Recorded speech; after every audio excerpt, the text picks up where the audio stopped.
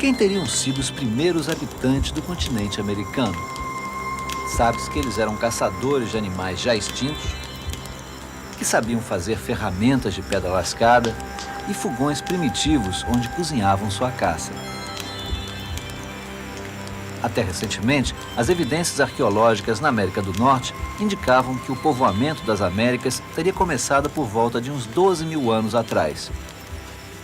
No entanto, a descoberta de indícios muito mais antigos de presença humana no Nordeste do Brasil está obrigando os cientistas a reformularem suas teorias sobre a ocupação do continente americano. Milhares de anos atrás, essa região aqui no sul do Piauí, hoje muito quente e seca, já teve um clima muito mais ameno. Aqui viviam grandes animais que eram caçados por homens pré-históricos. No Globo Ciência de hoje, nós vamos ver como estão as pesquisas e descobertas da arqueóloga Niede Guidon, que confirmam que estão aqui no Piauí os vestígios mais antigos de presença humana em todo o continente americano.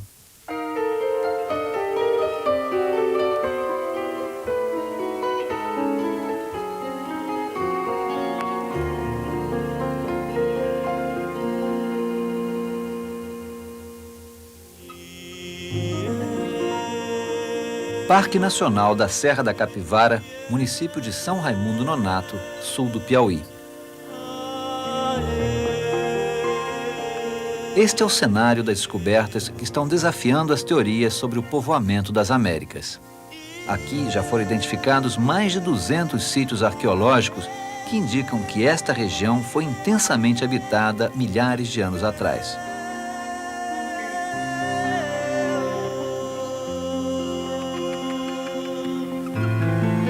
Em abril de 1988, o Globo Ciência mostrou pela primeira vez na televisão os resultados de 20 anos de pesquisa da equipe da doutora Niede Guidon, quase a metade desse tempo neste sítio arqueológico, a Toca do Boqueirão da Pedra Furada.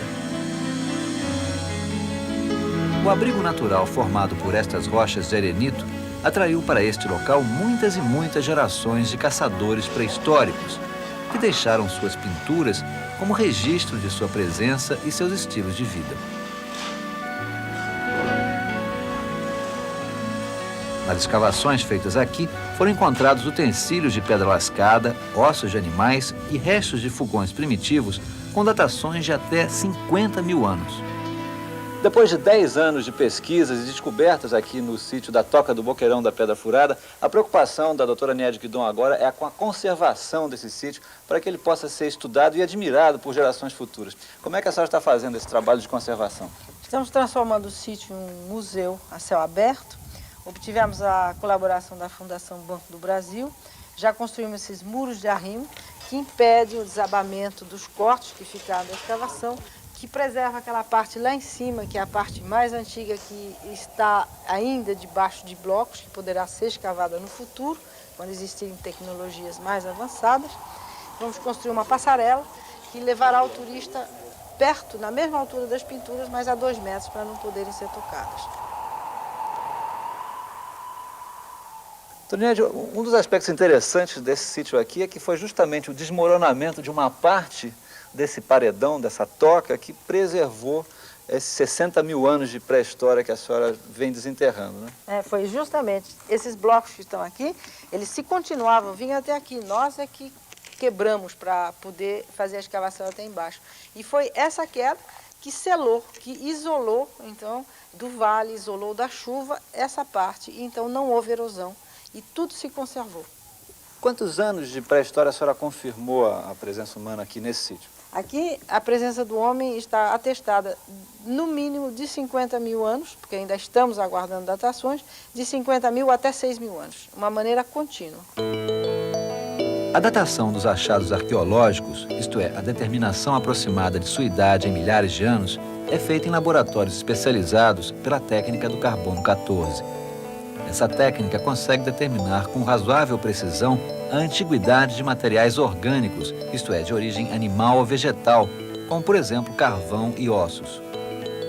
A datação de materiais inorgânicos, como ferramentas de pedra lascada ou pinturas rupestres, é feita de maneira indireta, por associação a materiais orgânicos encontrados junto com eles. As pinturas nós temos algumas manchas em alguns blocos que foram datados de 32.000. Temos 2 linhas paralelas que foram datadas de um fogão de 17.000.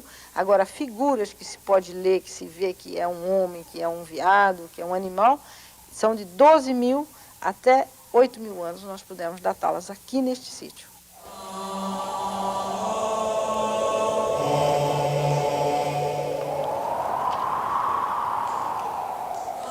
Estas pinturas fazem parte do acervo mais rico e mais antigo de arte rupestre em todo o continente americano e um dos mais antigos do mundo.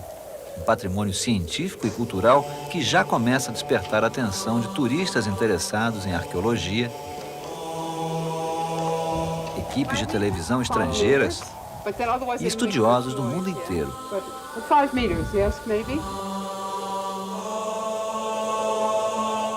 O arqueólogo inglês Paul Bunn é um especialista em pinturas rupestres. Ele já esteve em vários países e acha interessante a semelhança destas figuras com as que viu na Austrália, do outro lado do mundo. Esta é a primeira vez que Paul visita a Toca do Boqueirão da Pedra Furada. Ele veio apresentar um documentário para a televisão britânica, a BBC, sobre as descobertas da doutora Nied. Paul acha que o trabalho dela é de importância fundamental. Está modificando toda a visão do povoamento do Novo Mundo.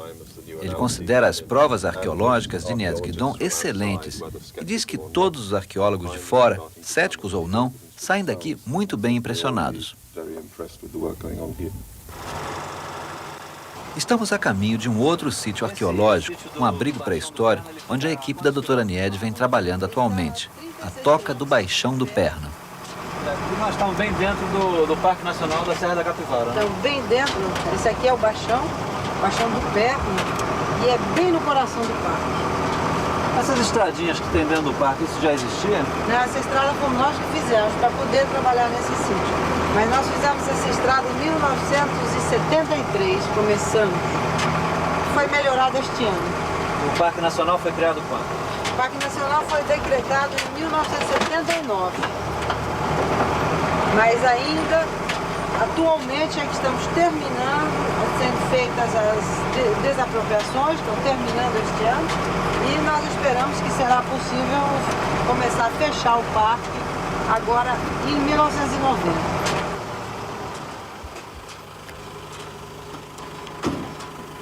Esse abrigo aqui é excelente para preservar o homem que se instala da chuva, do sol e daquilo que nós pudemos ver pela escavação. Os grupos de caçadores deviam vir se instalar naquela parte plana ali e durante certas épocas, por alguma razão, devia haver uma frequência contínua aqui durante muito tempo, o que resulta em camadas muito espessas de carvão, de restos de comida. Isso era um abrigo temporário ou... Às vezes funcionava como um abrigo temporário, quer dizer, a gente tem uma fogueira aqui e outra lá, e a certos momentos devia ser, por exemplo, ocasião de chuvas. Ele se instalava aqui de uma maneira mais permanente durante alguns meses no ano, por exemplo. Bom, esse sítio do Baixão do Perna também tem sido muito importante do ponto de vista do estudo das pinturas rupestres, porque aqui, nesse local, foram descobertas as primeiras pinturas rupestres que estão abaixo da camada de sedimentação. Ou seja, com isso foi possível fazer um estudo da datação muito preciso, não é? Exatamente. Como é que foi isso, doutora? Aquele painel que está lá e que elas estão copiando, eles estavam totalmente cobertos pelo sedimento, porque você sabe que o que acontece é que o homem vem aqui, faz um acampamento, pinta, deixa vestígios da sua passagem. Daí a erosão vai fazendo cair essa areia da parede e ela vai cobrindo esses vestígios. Então vai ficando como um bolo de camadas.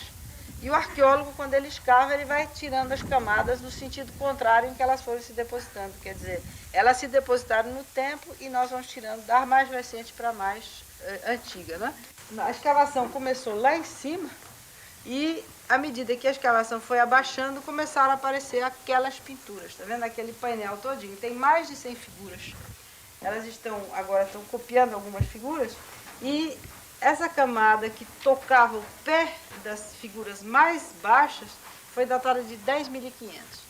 Quer dizer que esse painel, no mínimo, ele foi pintado há 10.500 anos atrás, se nós admitimos que os homens que os pintaram estavam deitados no chão. Podemos entrar lá dentro para ver alguns detalhes desses acampamentos pré-históricos? Podemos, mas temos que tirar o sapato. Então vamos lá. Aqui você tem um testemunho dessa estratigrafia desse sítio, na qual você vê todas essas camadas, que são as mais recentes, né? Quer dizer, aqui quando a senhora chegou nesse sítio, Estava nessa altura. Aí nós vamos então escavando, retirando esse material. Essas camadas aqui não tem traço de presença humana nesse local, a menos aqui tem um pouquinho, lá tem outro. Agora, quando nós chegamos nessa altura, aqui estamos por volta de há 9.000 anos atrás. Daí começa a aparecer esse material muito rico em carvão, cinzas, pedra lascada, ossos já quebrados, queimados, que é o resto de comida desse povo pré-histórico. E nós vamos descendo no tempo. Aqui nós vamos estar por volta de 12.000 anos. Quer dizer, para fabricar esta camada, nós tivemos de 12.000 até 9.000 anos. E foram encontrados ossos humanos aqui? Não, aqui unicamente ossos de animais que foram comidos por esses caçadores. Aqui é realmente a indicação de um acampamento de caçadores, porque não se encontra ossos humanos. É um acampamento de caçadores. Nesse momento aqui era muito frequentado de maneira contínua. E em outros momentos, em outras camadas, nós temos fogueiras isoladas que representam uma estadia assim, de uns 3, 4 dias, uma semana de um pequeno grupo. Nas pinturas desse sítio do Perna predominam as figuras de animais. Esta é mais uma indicação de que o local servia mesmo de abrigo temporário de caçadores.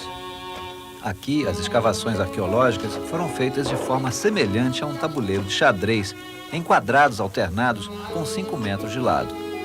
O objetivo desta técnica é deixar testemunhos intactos das camadas de sedimentação do solo para futuras pesquisas. Então a senhora acha que era nesse local que eles costumavam permanecer por mais tempo? Este local aqui é o mais favorável, porque a rocha, aqui nós estamos em cima da rocha, da base geológica do abrigo, a rocha é plana, você vê, tem um bom espaço para acampar, para ficar. E a prova disso nós temos aqui, você tem carvões ainda que estão incrustados aqui, olha, isso aqui é carvão incrustado aqui na rocha da base. Havia fogueiras por aqui. Foram feitas fogueiras, essas mais antigas aqui foram lavadas, tá? A chuva levou tudo. A chuva levou tudo. E começou a sedimentar a partir de que época? A partir de 12.000 anos é que ficaram conservadas as fogueiras daqui. Quer dizer, aqui até 12.000 anos era uma torrente tão grande que lavava tudo. Chovia muito nessa região? Chovia, era a época pluvial, né? Extremamente chuvosa. A gente também ainda vê as pinturas que eles faziam e dá para ver como é que eles iam estar. As pinturas, olha aqui, você está na altura para fazer as pinturas, né? Então, essas pinturas aqui devem ter sido feitas pelos homens que acampavam em cima dessa rocha. Ou seja, provavelmente de mais de 12.000 anos. No mínimo 12.000 anos. O que já é anterior às teorias americanas, norte-americanas. É bem anterior, quer dizer, se admitia que a arte na América não tinha mais que 6.000 anos. Aqui nós temos arte de 12.000 anos. Como é que a senhora se sente no meio dessa polêmica de alguns arqueólogos americanos que não aceitam esses seus achados aqui? Eu acho que é uma questão, em ciência não se pode dizer, eu não aceito, tem que vir ver, tem que verificar todas as provas e os dados que nós temos, né? Tem que vir ver essa estratigrafia. Um painel como esse é indiscutível, para depois a gente poder discutir. Eu acho que é mais uma posição muito sentimental sobre essa questão, pessoas que não evoluíram, ficaram apegadas a uma teoria e esqueceram que em ciência tudo muda.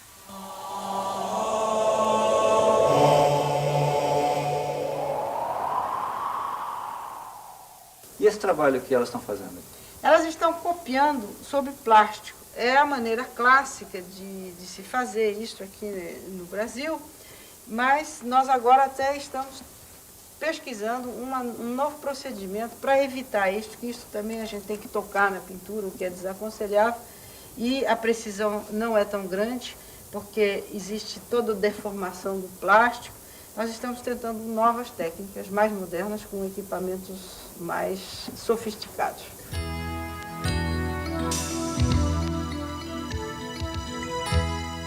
Marcelo Souza, chefe do Departamento de Comunicação da Universidade Estadual de Campinas, a Unicamp, está desenvolvendo um projeto que deverá facilitar muito o estudo das pinturas rupestres pela equipe da doutora Niede. A gente pode dizer que esse projeto do Marcelo Souza é um encontro da moderna tecnologia, do vídeo, do computador, com a pré-história. Marcelo, o que você pretende com essa ideia? Bom, a ideia é, através de uma integração de vídeo e computador, simplificar um pouco o trabalho de campo em pintura rupestre. Esse processo completo, ele inicia uma filmagem em vídeo, que já é um registro da pintura rupestre, o processamento em computador com a seleção de cores e a identificação das pinturas na parede, e posteriormente a possibilidade de impressão para aí uma análise mais detalhada e minuciosa. Anne-Marie Pessy, pesquisadora da equipe de Nied Guidon, vem se dedicando ao estudo das pinturas rupestres da região. A nova técnica vai facilitar bastante o trabalho dela. Com esta técnica, vamos poder ter uma maior precisão, porque o computador vê aquilo que nosso olho não pode ver, e vai permitir também de fazer o trabalho mais preciso e mais rápido. Trabalhar nos sítios é uma coisa que é muito custosa. Então, para nós, vai nos permitir ir mais rápido neste tipo de trabalho. Precisão e rapidez. Que tipo de informação sobre esses homens pré-históricos que viveram aqui nessa região você pode obter a partir do estudo das pinturas que eles deixaram? Por exemplo, os temas que mais interesse eles tinham. Segundo os tipos de temas, você pode caracterizar certos valores que existiam para eles. Assim, nesta região existem muitas cenas de caça, cenas sexuais, algumas cenas de violência, também muitas atividades de dança.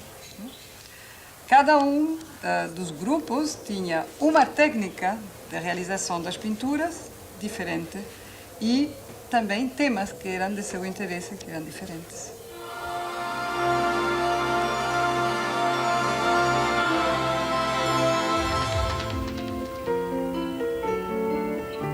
Estas rochas de calcário, fora dos limites do Parque Nacional da Serra da Capivara, em São Raimundo Nonato, contém um outro importante sítio arqueológico onde a equipe da doutora Nied Guidon vem trabalhando.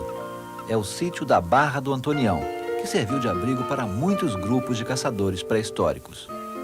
Um certo dia, milhares de anos atrás, esse enorme bloco de pedra de calcário despencou do alto desse paredão e caiu exatamente nesse local. Acontece que havia uma pessoa exatamente no local onde a doutora Nied Guidon vem trabalhando agora. É uma ossada humana que foi encontrada aqui nesse sítio do Antonião. O que representa para a sua pesquisa essa ossada humana, doutora Nied?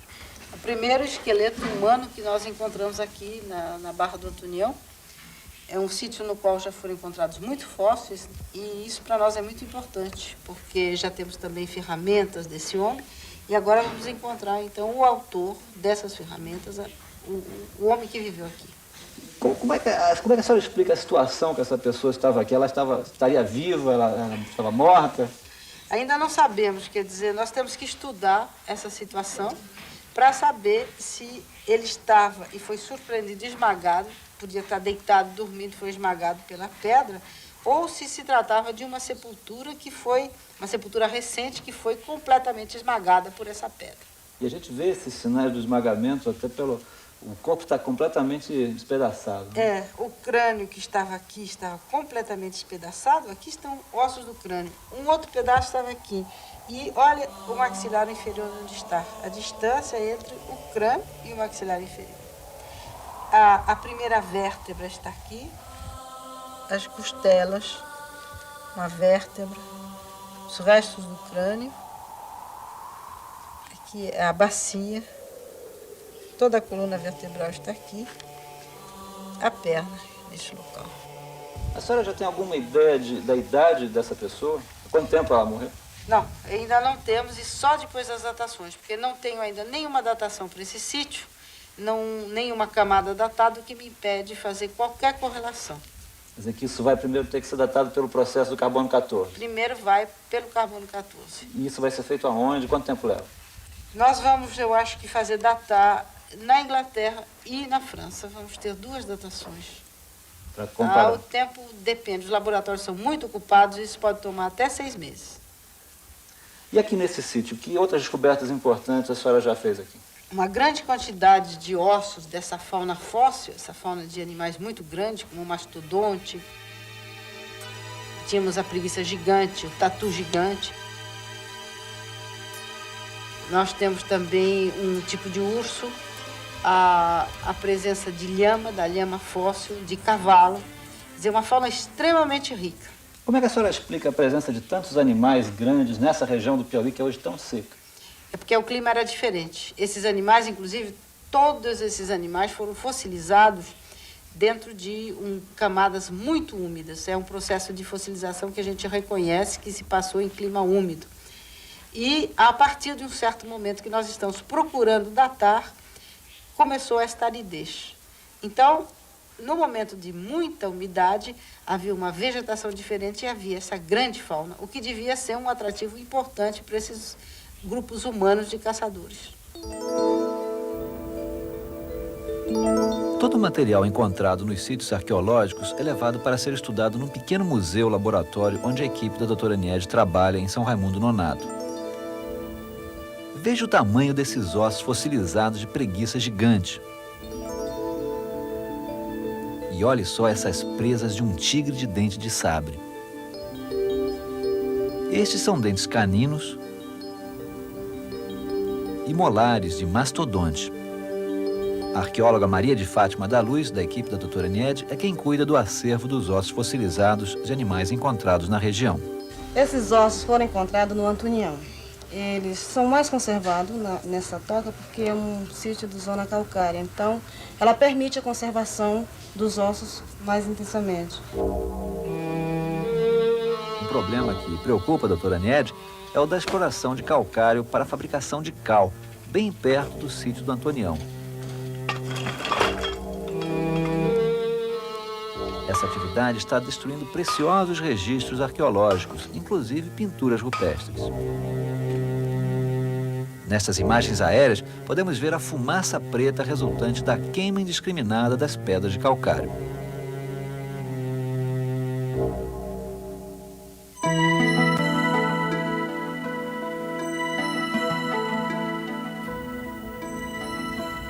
Um outro lado importante da pesquisa sobre os homens pré-históricos é o estudo das ferramentas de pedra lascada que eles usavam.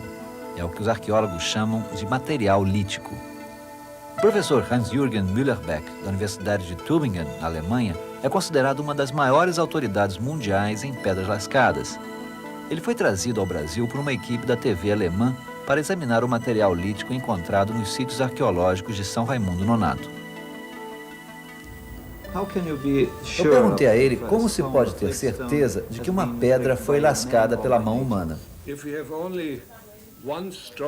Ele disse que uma pedra que levou somente um golpe poderia ter sido lascada tanto pelo homem quanto pela natureza. Não se pode distinguir uma da outra. Mas no caso de pedras como esta, com marcas nítidas de que foi golpeada e retocada várias vezes, pode-se ter certeza absoluta de que ela foi talhada pela mão humana. Qual é a sua opinião pessoal acerca da antiguidade desse material que tem sido escavado pela equipe da doutora Niede Guidon? This is really the first proof that here stone tools are available which are older than 20 Ele acredita que estas sejam as primeiras provas de pedras lascadas na América com mais de 20 ou 30 mil anos. Diz que já se esperava por isso há algum tempo, mas que em arqueologia é preciso comprovar e ouvir as críticas de outros colegas. E ele acha que as datações da doutora Niede e sua equipe têm demonstrado isso claramente. A arqueologia é uma ciência interdisciplinar, isto é, ela depende da colaboração de especialistas em outras áreas do conhecimento, como, por exemplo, da geologia. O francês Joël Rodet é geólogo e espeleólogo, um especialista em grutas. Ele vem colaborando com a doutora Niede Guidon no estudo do maciço de calcário onde está situado o sítio do Antonião. Eh bien, ces grottes ont servi de refuge, partiellement à l'homme préhistorique, et surtout, ces grottes... Ele diz que essas grutas serviram de refúgio aos homens pré-históricos, mas elas são importantes principalmente porque registraram variações diversas no clima da região. O estudo dessas variações gravadas nas rochas de calcário das grutas talvez ajude a responder a perguntas que se faz hoje sobre o homem pré-histórico americano.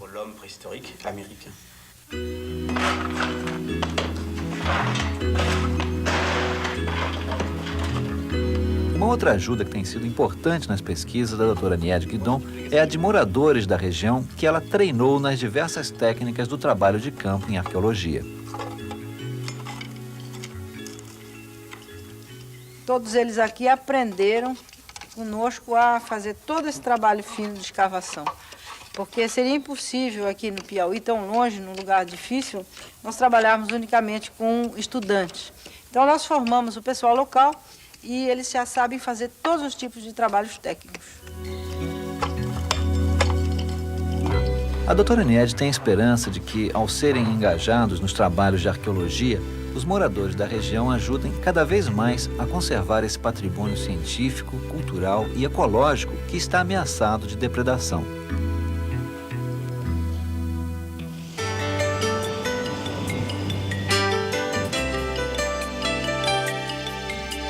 Niede Guidon tem um grande sonho a realizar: terminar ainda este ano a construção das novas instalações do Museu do Homem Americano em São Raimundo Nonato. É neste espaço que ela pretende guardar e expor ao público todo o material encontrado nas escavações arqueológicas da região. Este museu tem tudo para se tornar um dos principais centros de estudos de arqueologia e antropologia do continente americano. Doutora Niede, desde que nós estivemos aqui da última vez, já está bastante adiantado o prédio, né? Como é que está o andamento dessa obra? A metade do edifício para exposições permanentes já está coberta. Nós estamos aguardando créditos para terminar este edifício e assim montar uma exposição e já abrir, porque nós vamos construir um museu que vai ser muito grande em módulos, de modo que podemos terminar e começar a trabalhar em cada um deles. Esta é a exposição permanente, nós vamos ter exposição temporária, depois toda a parte dedicada ao público, como fototeca, cinemateca, sala de conferências, laboratórios e depósitos, porque nós já não temos mais lugar para guardar as coisas nem para trabalhar. Bom, então, pelo que a gente pode ver, esse museu vai se tornar não só um centro de pesquisa importante, mas também um centro de atração turística para essa região do Piauí.